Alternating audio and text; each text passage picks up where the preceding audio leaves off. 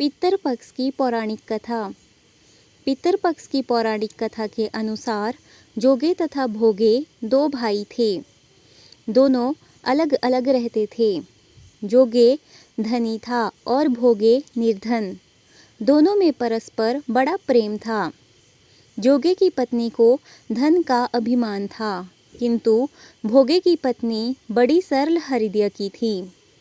पितृपक्ष आने पर जोगे की पत्नी ने उससे पितरों का श्राद्ध करने के लिए कहा, तो जोगे इसे व्यर्थ का कार्य समझकर टालने की चेष्टा करने लगा।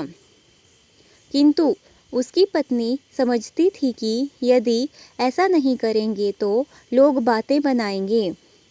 फिर उसे अपने मायके वालों को दावत पर बुलाने और अपनी शान दिखाने का यह उचित अवसर लगा। अतः वह बोली, आप शायद मेरी परेशानी की वजह से ऐसा कह रहे हैं, किंतु इसमें मुझे कोई परेशानी नहीं होगी। मैं भोगे की पत्नी को बुला लूँगी, दोनों मिलकर सारा काम कर लेंगी। फिर उसने जोगे को अपने पीहर न्योता देने के लिए भेज दिया।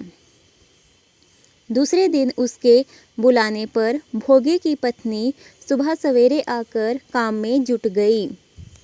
उसने रसोई तैयार की, अनेक पकवान बनाए, फिर सभी काम निपटाकर अपने घर आ गई। आखिर उसे भी तो पितरों का श्राद्ध तर्पण करना था। इस अवसर पर ना जोगे की पत्नी ने उसे रोका, ना वह रुकी। शीघ्र ही दोपहर हो गई। पितृभूमि पर उतरे। जोगे भोगे के पितर पहले जोगे के यहाँ गए तो क्या देखते हैं कि उसके ससुराल वाले वहाँ भोजन पर जुटे हुए हैं। निराश होकर वे भोगे के यहाँ गए। वहाँ क्या था? मात्र पितरों के नाम पर अगियारी दे दी गई थी। पितरों ने उसकी राख चाटी और भूखे ही नदी के तट पर जा पहुँचे।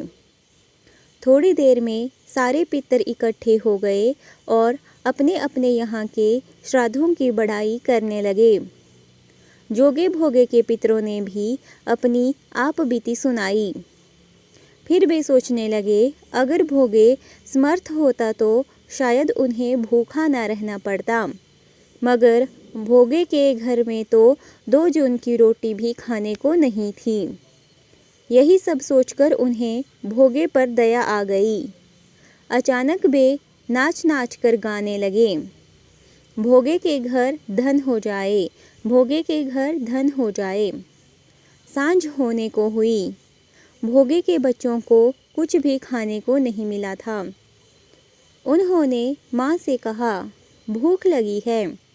तब उन्हें टालने की गर्ज से भोगे की पत्नी ने कहा, जाओ, आंगन में हौदी औंधी रखी है, उससे जाकर खोल लो और जो कुछ मिले बांटकर खा लेना। बच्चे वहाँ पहुँचे तो क्या देखते हैं कि हौदी मोहरों से भरी पड़ी है। वे दौड़े दौड़े माँ के पास पहुँचे और उसे सारी बातें बताई। आंगन में आकर भोगे की पत्नी ने यह सब कुछ देखा तो वह भी हैरान रह गई। इस प्रकार भोगे भी धनी हो गया, मगर धन पाकर वह घमंडी नहीं हुआ। दूसरे साल का पितृपक्ष आया। श्राद्ध के दिन भोगे की स्त्री ने 56 प्रकार के व्यंजन बनाए। ब्राह्मणों को बुलाकर श्राद्ध किया, भोजन कराया, दक्षिणा दी। जेठ जेठानी को सोने चांदी के बर्तनों में भोजन कराया। इससे पितर बड़े प्रसन्न तथा तृप्त हुए।